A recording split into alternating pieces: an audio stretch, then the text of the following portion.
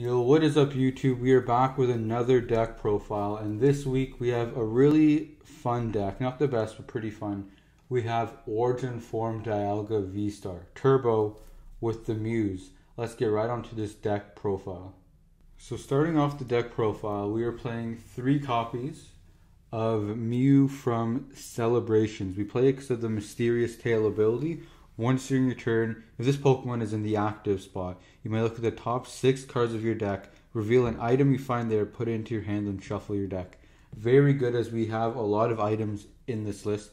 Some people do play 4. I'm on 3 copies because we do play Stadium, which is kind of like Mew. So I don't feel like we need the full 4 copies, as well as that just clunks up the deck because it's another Pokemon. It's not something that can help us get to our combo.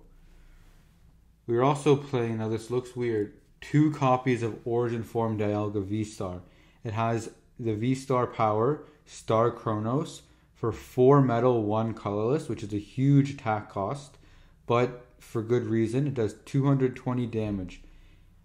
Take another turn after this one. So if I hit you for 220, I can then take another turn, skipping your turn, and then I can hit you again. Now the reason why Star Chronos is so good is because it's 220.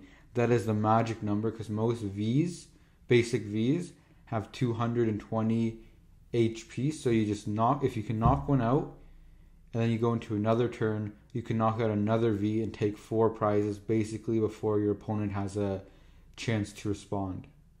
The first attack, Metal Blast, for 1 colorless, does 40 damage plus 40 more damage for each metal energy attached to this Pokemon. So since you're already loading up 5 energies on it, you're doing a huge amount of damage. I think it's very good, especially with Avery. We play Avery, so the goal is to Avery our opponents. Hopefully, we get a Star Chronos off for a knockout, and then we can use Metal Blast for another knockout. So leaving our opponent, after we pull off the combo, with a 2 Pokemon board state, which is not good because most decks, even like something like Mew, really can't win if we do that. If we Avery them, they go down to 3 bench Pokemon. Then we knock out a Genesect, and then we knock out another Genesect. They usually only have 2 Mews in the active with no board state, so they can't draw cards, and that's how we win in that matchup. We are also playing 2 copies of Origin Form Dialga V. We need the V just so we can evolve into the V-Star. Usually, if we leave this in the active, your opponent's taking a knockout on it. So we kind of like to hide behind a Mew while building a Origin Form Dialga V on the bench, building it up, powering it up with energies, tools, evolving it, whatever it is, so we can take a knockout. We also want it on the bench so we can use cross switchers, so we can switch it to the active while bringing up one of our opponent's Pokemon.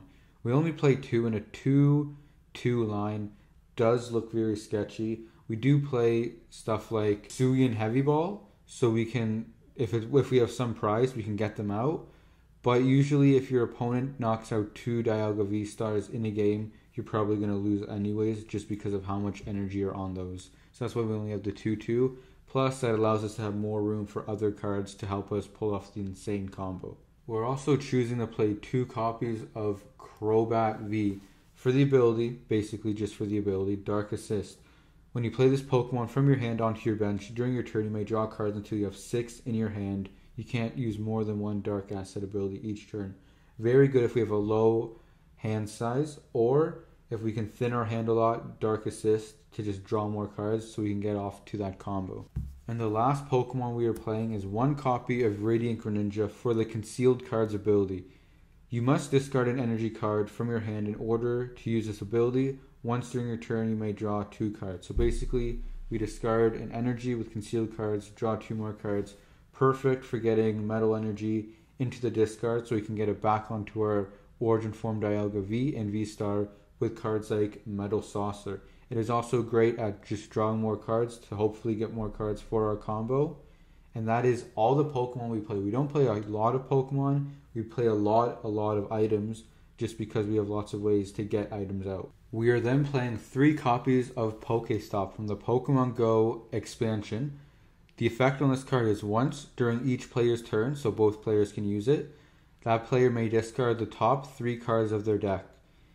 If a player discarded any item cards in this way, they put those cards in their hand. So since our deck is a majority item cards, sometimes we just discard the top three and they're all items, so it just becomes a draw three.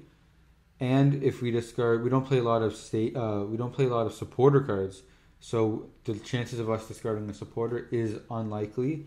And if we do discard an energy off Pokestop, that is actually good for us because we can then Metal Saucer it onto one of our Dialgas.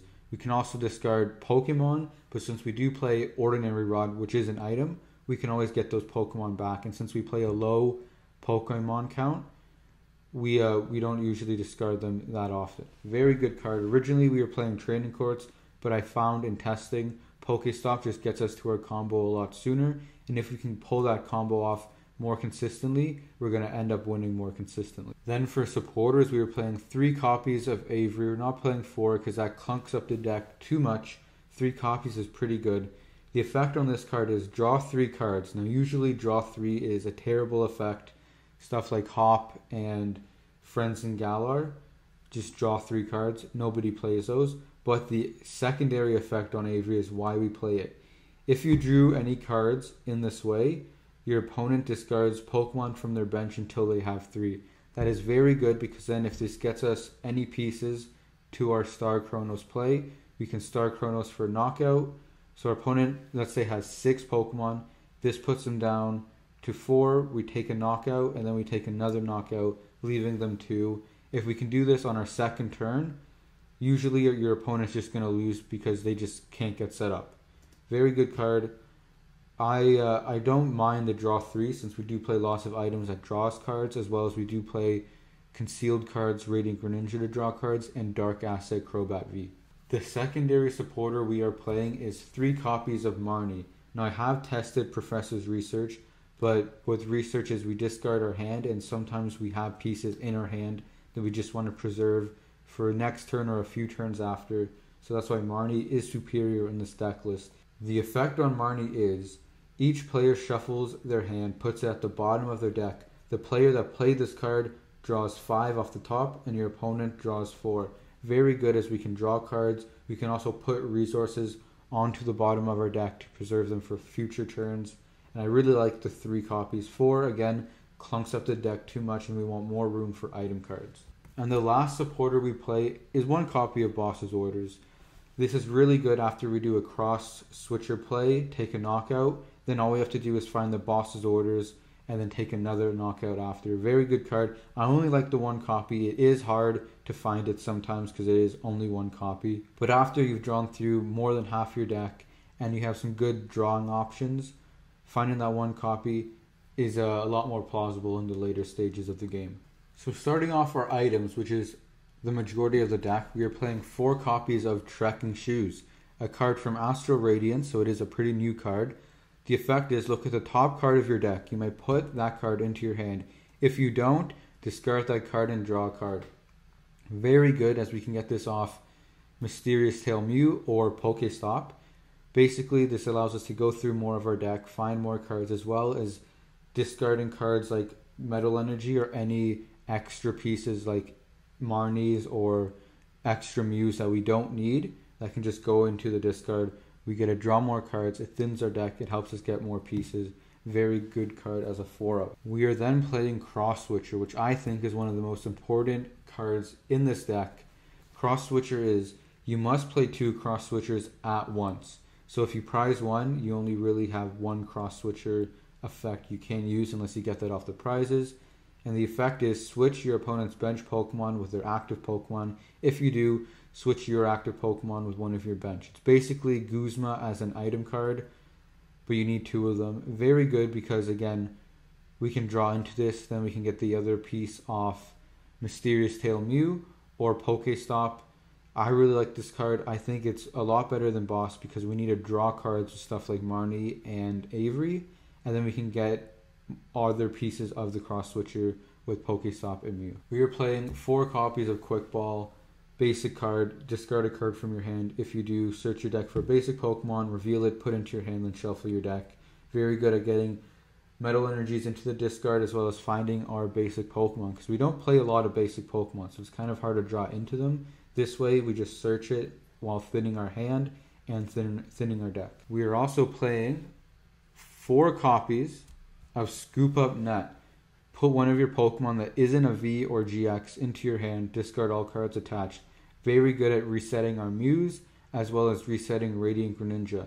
So we can bench a Greninja, use concealed cards, use Scoop Up Net to bring the Greninja back into our hand, bench it down again, and then use concealed cards again, all in the same turn. It also is basically a switch out for our Mews and Radiant Greninjas. I like the 4 copies. I was at 3 originally, but the 4 is definitely necessary. Next up, we are playing the most important card in this list. This list wouldn't be able to run without these copies of this card, and that is Metal Saucer, all the way back from Sword and Shield base set. The effect on Metal Saucer is attach a metal energy card from your discard pile to one of your bench metal Pokemon. Our main attacker, Origin Form Dialga VSTAR, for the Star Chronos attack, costs 4 metal energy, 1 colorless. So basically, if we can get all 4 Metal Saucers played in one turn and attached per turn, we can use a Star Chronos in one turn, powered up all in one turn. But we do need all 4 Metal Saucers. But usually you're getting your Star Chronos attack off on your second turn.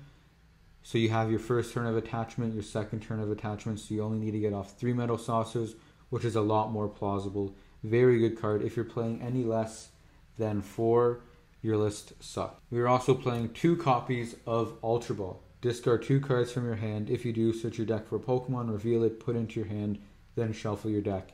It is the only way for us to search out Origin Form Dialga VSTAR, so if we don't get the 2 copies of the Ultra Ball, we just hope to draw into it naturally. Ultra Ball is also good at discarding extra cards from your hand, getting basic metal energies into the discard, and if we can thin our hand with Ultra Ball, we can then get a Crobat, Dark Assist for more cards. We are then playing 2 copies of Canceling Cologne. This is our answer to Miltanks, basically the only way we can get through Miltanks. The effect on it is, until the end of your turn, your opponent's active Pokemon has no ability. This includes Pokemon that come into play that turn. So if I play Canceling Cologne and then cross switch or boss up a Miltank, it also turns off the Miltank's ability. I play this over an Aegislash V or Dialga from Celebrations, mainly for the fact that we can get this off Mysterious Tail or Pokestop, as well as in a matchup that we don't need it. We're not going to start it as our starting Pokemon, as well as we can play it for no effect because it is an item. If you feel like you don't need to respect the Miltank matchup and you're okay just losing to Miltanks, you can cut both Canceling Colognes. I would add 1 Raihan and 1 Energy Retrieval. Next up, we are playing 2 copies of Big Charm. The Pokemon this card is attached to gets 30 plus HP. Very, very good card. That puts our Origin Form Dialga VSTAR at 310 HP. Lots of Pokemon hit the magic number of 280 damage, which one-shots our Origin Form Dialga VSTAR. So if we have a Big Charm on it, we do survive, and that helps us out a lot. I'm also playing 1 copy of Hisuian Heavy Ball. The effect on this is, look at your face-down prize cards. You may reveal a basic Pokemon you find there, put into your hand, put this Hisuian Heavy Ball in its place as a face-down prize card. Then shuffle your face-down prize cards. Very good. We can get basically everything but Dialga VSTAR is a basic Pokemon. If we do prize both Origin Form Dialga VSTARs, we kind of just lose the game. But the odds of that happening is very low. And if we prize any of our other Pokemon, Hisuian Heavy Ball just gets that out. And it is also searchable from the Mysterious Tail Mew and Pokestop. And then the last item card we play is 1 copy of Ordinary Rod. The effect is choose 1 or both. Shuffle up to 2 Pokemon from your discard pile into your deck. Shuffle up to 2 basic energy cards from your discard pile into your deck. You can do both. You can do just 1 effect, or you can do any combination of the effects that you can imagine. Very good at getting back our Pokemon if we discard it off of Ultra Ball, Quick Ball, Trekking Shoes, or Pokestop. It also allows us to get back Metal Energy late game to shuffle it back into our deck, and then hopefully we draw it out with stuff like Dark Assist, Concealed Cards, or any of our draw effects. And then finally, for basic energies, or just energies in general, we are playing 12 copies of basic Metal Energy. We aren't playing Coding Energy from Vivid Voltage because Fire is not a relevant attacker right now. We can also not Metal Saucer that energy on. We can discard it with concealed cards, but I just don't think it's worth the include. 12 basic energies, in my opinion, is the way to go. It allows us to draw into them naturally, discard them naturally, and that's what we need to just be at maximum consistency. I've seen some people go from 10 energies and then add energy recovery, like training court or energy retrieval. That is fine. I personally think this way is much better in general. So that is going to be the list. What did you guys think of the list? Are you going to play it? Would you change it? Let me know what list you want to see in the future. Thank you for watching, and I'll see you in the next video.